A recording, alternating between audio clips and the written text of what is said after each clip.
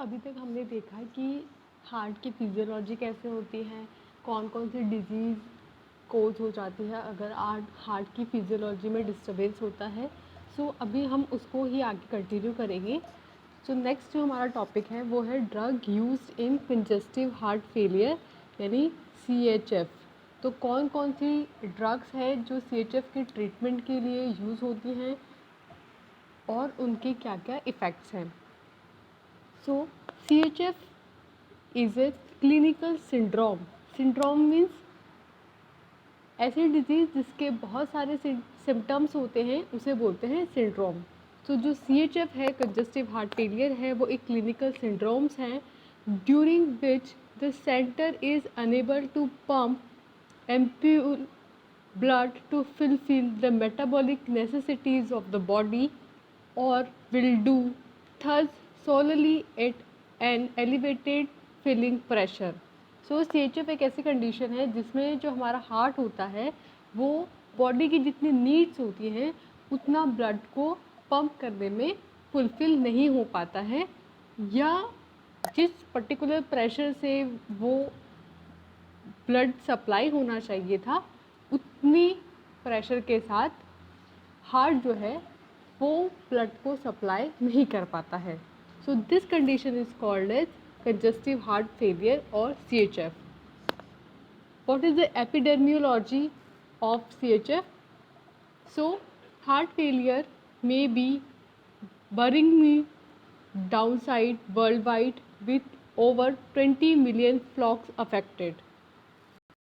जो heart failure की condition है वो पूरे वर्ल्ड वाइड में इंक्रीज़ हो रही है, टाइम के साथ बढ़ती जा रही है और इससे 20 मिलियन पॉपुलेशन जो है, मोस्ट ऑफ द पॉपुलेशन है वो अफेक्ट है।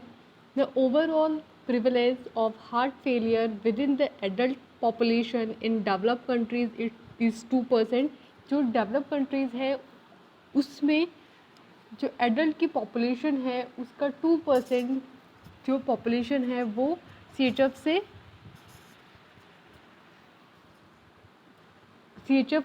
हुआ है, उनको CHF से वो पीड़ित हैं, उनको कंजस्टिव हार्ट फेलियर की प्रॉब्लम्स है वहाँ की 2% एडल्ट पॉपुलेशन को। Heart failure prevalence follow an exponential pattern rising with age and affect 6 to 10% of people over age 65। जो हार्ट फेलियर है उसका जो ग्राफ है वो एक्सपोनेंशियल पैटर्न है और वो टाइम के साथ बढ़ रही है और वो most of the 6 to 10% population को अफेक्ट करती है जो 65 के अबोव एज के होते हैं। Now we can classify the CHF on the behalf of two. First one is on the amount of cardiac output and second one is position of heart failure. On the basis of amount of cardiac output, there is two type of CHF. First one is low cardiac output failure and second one is high cardiac output failure. The second one is position of heart failure. On the basis of this, there is two type of CHF. First one is left side cardiac failure and second one is right side cardiac failure. As name shows, left side में क्या होगा, left side का जो ventricle है वो blood की supply करने में अनफुलफिल होगा और राइट साइड वाली कार्डियक फेलियर में राइट साइड का जो वेंट्रिकल होगा वो ब्लड की सप्लाई को फुलफिल करने में अनेबल होगा।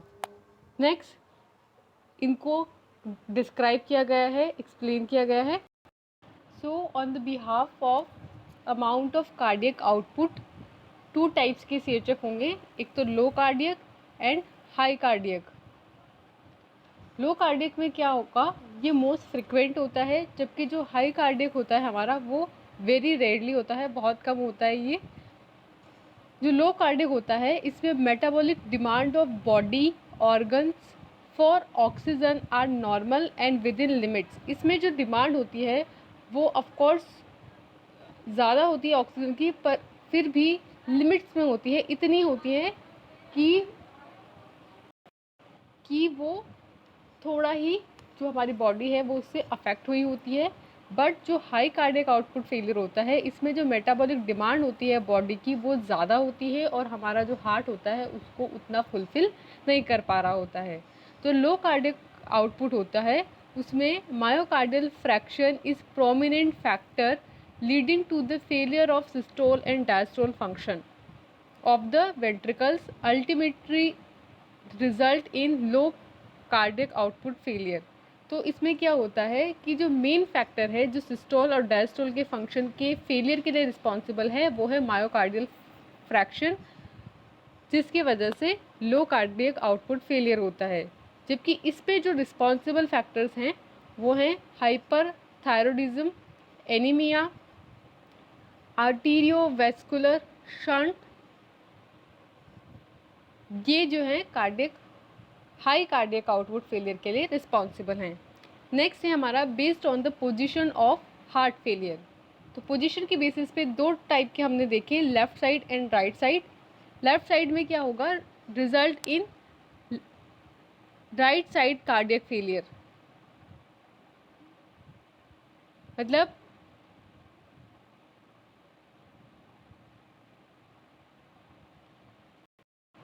लेफ्ट साइड कार्डियक फेलियर में जो हमारा लेफ्ट साइड का वेंट्रिकल होता है वो फेल होता है, और राइट साइड के कार्डियक फेलियर में राइट साइड का जो वेंट्रिकल होता है वो फेल होता है।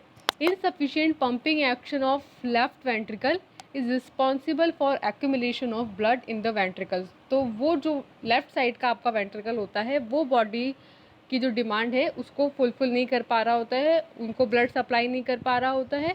और जो राइट साइड का होता है उसमें पंपिंग किसकी अफेक्ट हुई होती है, राइट वेंट्रिकल्स की पंपिंग अफेक्ट हुई होती है,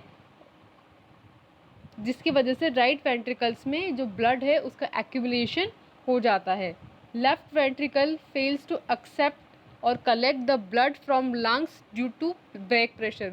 बैक प्रेशर की वजह से जो वेंट्रिकल्स हैं वो जो लंग से आपका ब्लड आएगा उसको नहीं कलेक्ट कर पा रहे होते हैं। और जो राइट साइड वाला कार्डियक फेलियर होता है उसमें राइट जो वेंट्रिकल होते हैं वो फेल होते हैं और कलेक्ट नहीं कर पाते हैं ब्लड को फ्रॉम पेरिफेरल ऑर्गन्स।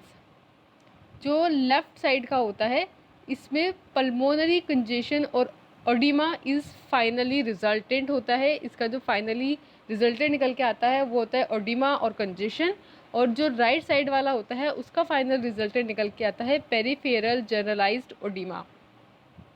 नेक्स्ट है पैथोफिजियोलॉजी ऑफ CHF। तो CHF की कंडीशन में बेसिकली क्या होता है कि when the sodium level falls, जब सोडियम की कमी हो जाती है बॉडी में तो उसके वजह से सार्कोप्लाज्मिक रेटिकुलम रिमेन्स इनएक्टिव। तो जो हमारा SAR होता है वो इनएक्टिव हो जाता है, which causes low level of calcium.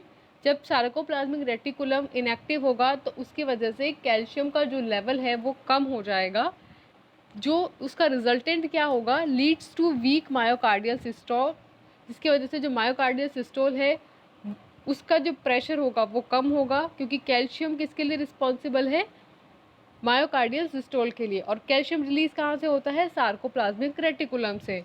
This causes accumulation of blood in the ventricles, जिसकी वजह से अगर वो ब्लड जो है, अगर सिस्टोल नहीं हो पाएगा तो ब्लड जो है वो हार्ट से पंप नहीं होगा, और पंप नहीं होगा तो वो कहाँ रह जाएगा, वेंट्रिकल्स में ही रह जाएगा।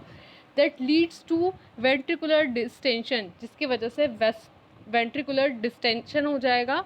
Heart tries to expel this accumulation blood volume, heart कोशिश करेगा वो जो ब्लड वहाँ वेंट्रिकल्स में रह गया है उसको एक्सपेल आउट करने की, gets exhausted and fails to work, पर वो नहीं कर पाएगा क्योंकि कैल्शियम नहीं रिलीज़ हो रहा है। तो वो जो सिस्टोल जितना अमाउंट रिक्वायर्ड है उसको एक्सपेल करने के लिए उतना वो प्रेशर नहीं लगा पाएगा, तो वो कोशिश करेगा हार्ट, पर वो नहीं कर पाएगा और वो एग्जॉस्ट हो जाएगा और फिर वो फेल हो जाएगा, उसका वर्किंग जो है वो फेल हो जाएगी।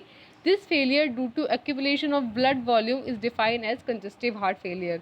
और इस फेलियर का रिजल्टेंट क्या होगा कि जो ब्लड का वॉल्यूम है वो वहीं उस वेंट्रिकल्स में ही रह जाएगा। It is called as congestive heart failure. So this is the pathophysiology of CHF. Next one is compensatory mechanism of CHF. That means कि जब CHF की कंडीशन हो जाती है तो उसको कंपनसेट करने के लिए हमारी बॉडी क्या एक्शन लेती है, क्या वर्क परफॉर्म करती है। तो to enhance the cardiac output body compensate for the intrinsic cardiac effects in the following manner. Body क्या करती है, इंट्रेंसिक कार्डियक इफ़ेक्ट्स को शो करती है ताकि कार्डियक आउटपुट जो है वो इन्हांस हो जाए। तो इसके लिए वो क्या क्या कंपनसेटरी मैकेनिज्म फॉलो करती है? सो फर्स्ट वो करती है इंक्रीज सिंपैथेटिक डिस्चार्ज, ज़्यादा से ज़्यादा सिंपैथेटिक डिस्चार्ज करवाती है। Second, to complete the remittent BP baroreceptors set within the arc of arterial blood vessels sinus and walls of the center get excited. तो वो क्या करती है,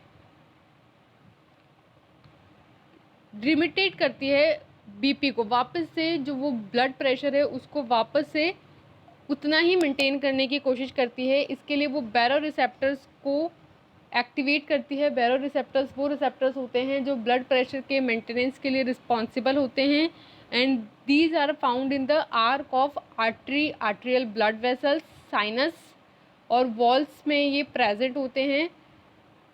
वहाँ से ये जो बैरो रिसेप्टर्स हैं वो एक्साइटेड हो जाते हैं and cause activation of beta adrenergic receptor, और उसके एक्टिवेशन से बीटा एड्रेनर्जिक रिसेप्टर भी एक्टिवेट हो जाते हैं, resulting in an increase in rate and force of contraction of heart, जिसका रिजल्ट होता है कि जो हार्ट है उसके कॉन्ट्रैक्शन की रेट इंक्रीज हो जाती है और कॉन्ट्रैक्शन फोर्स भी इंक्रीज हो जाता है। N increase in blood vessels come back is additionally seen because of the activation of alpha adrenergic receptor, और अल्फा एड्रेनर्जिक रिसेप्टर्स के एक्टिवेशन की वजह से जो ब्लड वेसल्स हैं उनमें प्रीलोड भी एडिशनली देखा गया है। So these are the compensatory mechanism of CHF। Next one is activation of renin angiotensin aldosterone system, बोले तो रास, यानी इसके कंपनसेटरी मैकेनिज्म के अंदर ही रास को भी एक्टिवेट किया जाता है। So fall within the flow decreases the urinary organ perfusion rate, as a result the RAAS get activated. So जब बीपी डाउन होता है, ब्लड प्रेशर डिक्रीज होता है, तो यूरिनरी जो ऑर्गन्स हैं उनमें भी परफ्यूज़न की रेट डिक्रीज़ हो जाती है, जिसका रिजल्टेंट ये होता है कि जो रेनिन एंजियोटेंसिन एल्डोस्टेरॉन सिस्टम है वो एक्टिवेट हो जाता है उसके कंपनसेट में। नेक्स्ट है हमारा cardiac remodelling.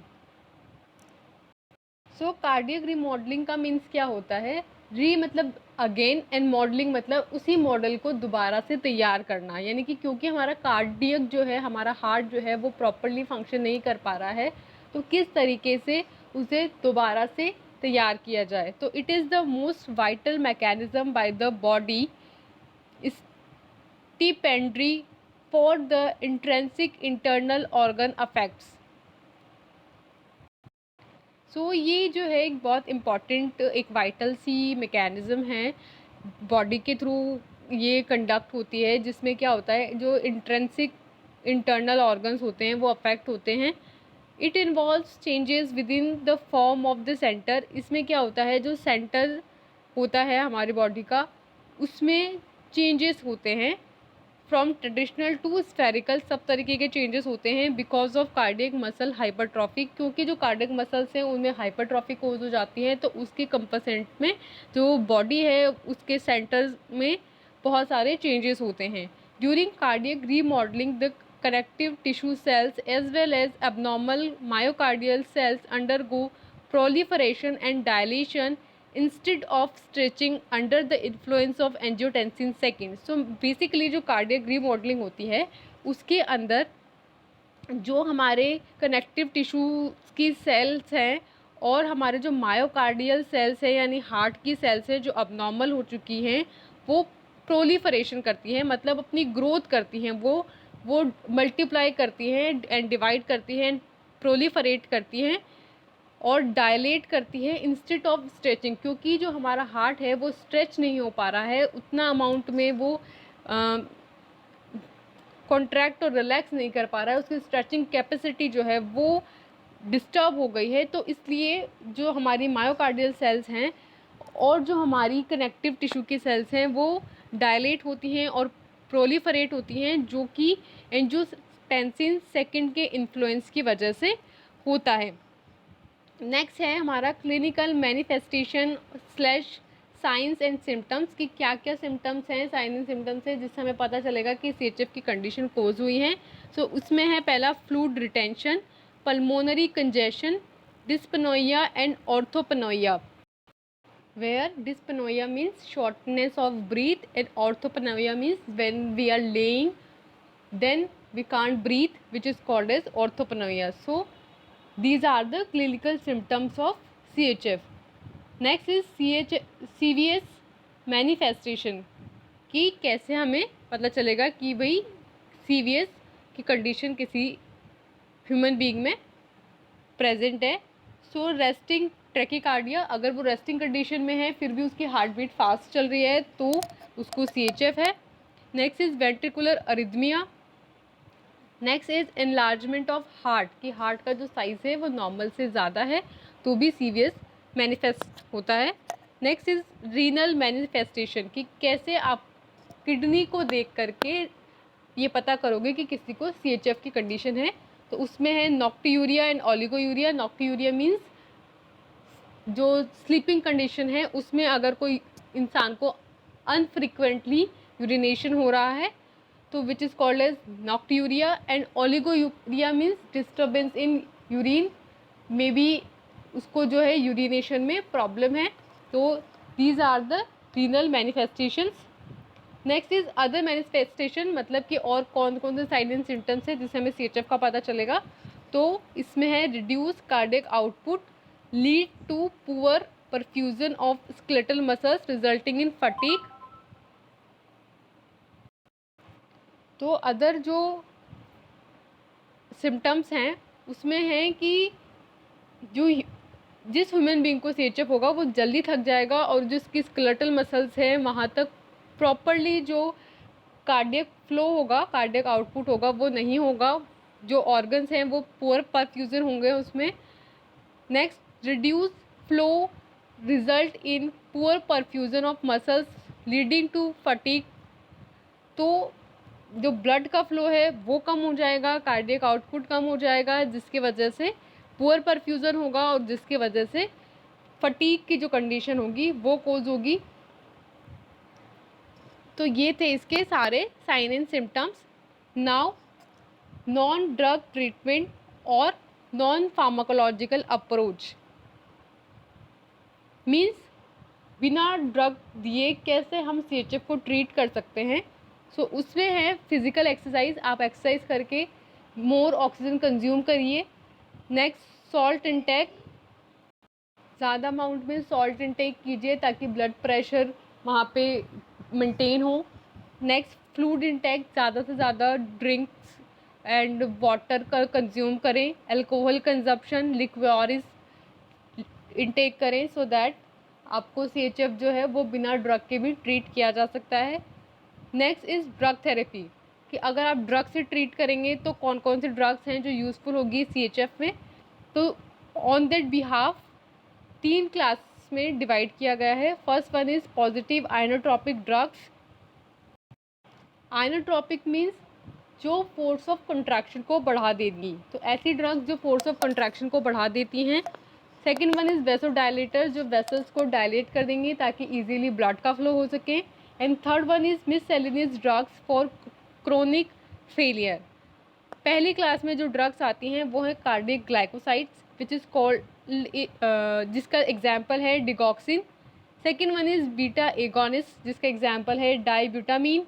And third one is PDE inhibitor which is phosphodiesterase inhibitor जिसका जो एग्जाम्पल है वो है मिलरिनॉन।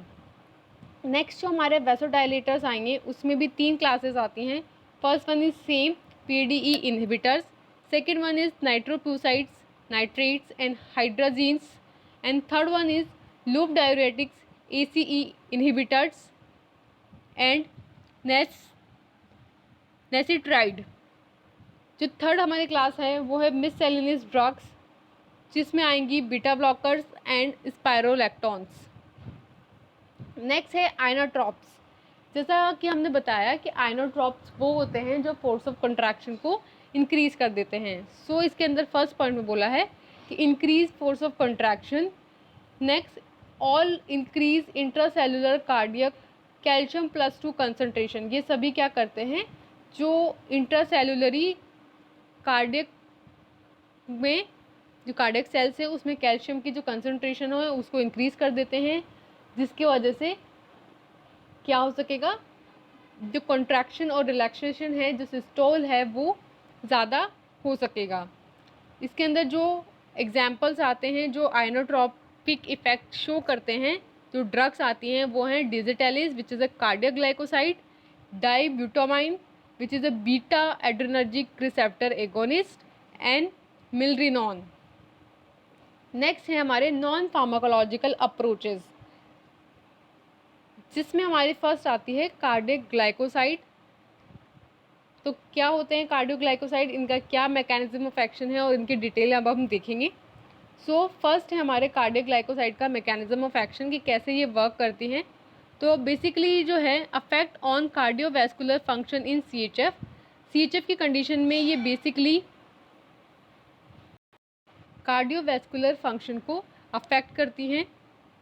सो digitalis derivatives when administered to individual suffering from CHF, जब किसी ह्यूमन बीइंग को जैसे CHF की कंडीशन से वो सफ़र कर रहा है तो उसको जब हम डिजिटेलिस देंगे तो उस पर क्या क्या इफेक्ट आएंगे वो देखते हैं। Acts directly on the myocardium and increase conductivity. ये डायरेक्टली मायोकार्डियम सेल्स जो होती हैं उन पे एक्ट करता है और कंडक्टिविटी को इंक्रीज़ करता है, ऑटोमेटिसिटी को इंक्रीज़ करता है, रिदमिसिटी जो रिदम है हार्ट की उसे इंक्रीज़ करता है, and causes forceful contraction of heart, और हार्ट में फोर्सफुली कॉन्ट्रैक्शन कोज करवाता है।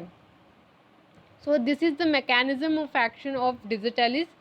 डिजिटेलिस क्या करता है, सोडियम पोटेशियम एटीपीज एंजाइम को ब्लॉक कर देता है। इस तरीके से ये हमारा मायोकार्डियल सेल्स है जिसमें दो एक्सचेंजर होते हैं। First one is sodium calcium exchanger and second one is sodium potassium ATPs.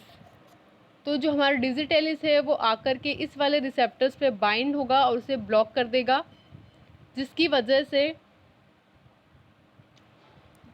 Sodium का और पोटेशियम का एक्सचेंज जो है वो इनिबिट होगा। अब क्योंकि सोडियम जो है वो बाहर नहीं जा पाएंगे तो सेल्स के अंदर सोडियम की जो कंसंट्रेशन है वो इंक्रीज़ हो जाएगी, जिसकी वजह से एक्टिवेट होंगे सार्कोप्लाज्मिक रेटिकुलम, और सार्कोप्लाज्मिक रेटिकुलम का एक्टिवेशन दैट मीन्स वो क्या रिलीज़ करेगा, कैल्शियम आयंस को रिलीज़ करेगा। और जब ये कैल्शियम आयन कंबाइन होंगे कार्डियक मसल्स के साथ तो ये क्या कोज करेंगे, फोर्सफुल कंट्रैक्शन कोज करेंगे which leads to complete emptying of heart, जिसकी वजह से जो हार्ट में हमारा ब्लड फिल्ड था और जो एक्सपेल नहीं हो पा रहा था वो पूरी तरीके से एक्सपेल होगा और जो हार्ट है वो पूरी तरीके से एम्पटी हो जाएगा, थस रिलीफिंग कंजेशन, जिसका रिजल्टेंट ये होगा कि जो कंजेशन की कंडीशन थी वो रिलीफ होगी, वो ठीक होगी एंड रिस्टोर मायोकार्डियल फंक्शन, और फिर से जो मायोकार्डियल फंक्शन है वो रिस्टोर हो जाएगा, वो सक्सेसफुली हो पाएगा। Now the effect of digitalis on automaticity, conductivity, contractility and blood pressure and heart rate. So firstly on automaticity, digitalis increase the ability of Purkinje cells and ventricular muscles to initiate impulse. Means कि जो digitalis होता है वो पुरकिंजे sales की और जो ventricular muscles होती हैं उनकी जो एबिलिटीज़ होती है उनको इंक्रीज़ कर देता है और इम्पल्स को इनिशिएट करता है, जिससे कि ऑटोमेटिसिटी जो होती है वो इंक्रीज़ होती है। Next one is conduction velocity. So the conduction velocity is slightly increase in the atria and ventricle by small doses of digitalis. Means कि स्मॉल अमाउंट में जब डिजिटेलिस दिया जाता है तो उसकी वजह से आर्ट्रिया और जो वेंट्रिकल्स हैं उसकी जो कंडक्शन वेलोसिटी होती है वो इंक्रीज़ होती है। Next one is blood pressure. So digitalis increase mean arterial pressure in normal individual only. तो जो नॉर्मल इंडिविजुअल्स होते हैं उनके अंदर जो मीन आर्टेरियल प्रेशर होता है उसको डिजिटालिस इंक्रीज करता है. Next one is heart rate. So digitalis does not affect heart rate in normal individuals but reduce it in CHF patients. मतलब जो नॉर्मल पेशेंट्स होते हैं उनमें डिजिटालिस का कोई इफेक्ट नहीं होता है हार्ट रेट के ऊपर, लेकिन अगर CHF के पेशेंट्स होते हैं तो उनमें जो डिजिटालिस होता है वो हार्ट रेट को रिड्यूस कर देता है. Next is extra cardial action. So digitalis का जो मेनली एक्शन है वो कार्डियल सिस्टम पर है, पर उसके अलावा भी कुछ और इफेक्ट्स डिजिटालिस शो करता है, जैसे कि ऑन किडनी पर एंड ऑन गैस्ट्रोइंटेस्टाइनल ट्रैक्ट पर. तो किडनी पर ये क्या करता है, digitalis increases the rate of excretion of water and sodium plus by kidney and thus exerts diuresis. तो ये क्या करता है, सोडियम और वाटर का एक्सक्रीशन करवाता है जिसकी वजह से डायूरेसिस कोज होता है. Next on gastro intestinal tract या GIT पे ये क्या फंक्शन करता है कि जब हम हाई डोज में डिजिटालिस देते हैं तो ये प्रोड्यूस करता है डायरिया, नोसिया एंड वॉमिटिंग. इसके जो साइड इफ़ेक्ट्स हैं वो है anorexia, nausea, vomiting, diarrhoea, headache, fatigue and insomnia. Insomnia means sleeping disorder, yellow green vision and blur vision and cardiac arrhythmia जो है इसके साइड इफ़ेक्ट्स हैं. नेक्स्ट है therapeutic use to treat heart failure, to treat atrial fibrillation.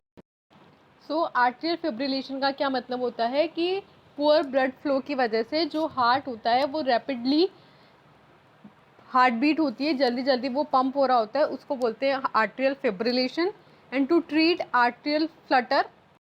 सो जो atrial Flutter होता है उसमें जो अपर ट्रेक आर्ट्रिया होता है उसमें रैपिडली वो फास्टली पंप हो रहा होता है, उसमें कॉन्ट्रैक्शन रिलैक्सेशन फास्ट हो रहे होते हैं अपर एट्रिया में. Next to treat paroxysmal atrial tachycardia which mean arrhythmia और irregular heartbeat. So these are the therapeutic uses of digitalis. Next one is contraindication. So digitalis is strictly contraindicated in following clinical conditions. First one is myocardial infarction and second one is ventricular tachycardia. Next, digitalis interaction कि digitalis किस किस के साथ interaction करता है और उसका क्या इफेक्ट होता है. तो पहला तो है effect with calcium and second one is quinidine. So calcium जो है वो किसके लिए रिस्पॉन्सिबल होता है, फोर्स ऑफ कंट्रैक्शन को इंक्रीज करने के लिए. सो अगर हम डिजिटालिस को कैल्शियम के साथ देंगे तो फोर्स ऑफ कंट्रैक्शन जो है हार्ट पे वो और भी ज़्यादा इंक्रीज हो जाएगा.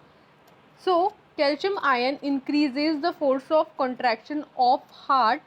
High plasma calcium level stimulates the myocardium so much that it leads to cardiac arrest during systole. तो अगर डिजिटालिस के साथ आप कैल्शियम देंगे तो इतना ज़्यादा फोर्स ऑफ कंट्रैक्शन इंक्रीज हो जाएगा कि कार्डियक अरेस्ट भी वहाँ पे कोज हो सकता है. And second one is with quinidine.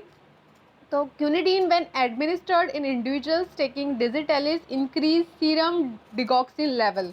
तो अगर आप क्यूनिडीन देंगे डिजिटालिस के साथ तो उसकी वजह से सीरम में डिगॉक्सिन का जो लेवल है वो इंक्रीज हो जाएगा. Next one is treatment of over digitalization. यानी कि अगर आप डिजिटालिस ज़्यादा अमाउंट में ले लेते हैं इन केस, तो उस ओवर को कैसे ट्रीट करेंगे. तो पहला तो immediately stop the administration of digitalis. फटाफट से जो डिजिटालिस आप ले रहे हैं उसके एडमिनिस्ट्रेशन को स्टॉप कीजिए. Second one is stop if any diuretic administration is in continuation. अगर आप उसके साथ में कोई डायूरेटिक ले रहे हैं तो उसको एट द इंस्टेंट स्टॉप कीजिए. And mild ट्रैकिकार्डिया can be treated with atropine. और अगर माइल्ड ट्रैकिकार्डिया की कंडीशन कोज हो गई है तो उसे एट्रोपिन से ट्रीट किया जा सकता है. Next one is rapidly acting inotropic agents. कौन से एजेंट हैं जो आइनोट्रॉपिक इफेक्ट शो करते हैं और रैपिडली शो करते हैं. So in critically sick infants of CHF, in those with renal disinfection, that is infects, or in post-operative cardiac patients with heart failure, quickly acting catecholamines with a short duration of action is preferred to digoxin. तो digoxin की जगह पे वहाँ पर कैटकोलामीन्स use किए जाते हैं, किसमें? इन्फेंट्स में और रीनल डिसफंक्शन अगर इन्फेंट्स में और पोस्ट ऑपरेटिव कार्डियक फेलियर की पेशेंट्स में हैं तो उन्हें हम कैटकोलामीन्स देंगे which are dopamine, dobutamine and epinephrine.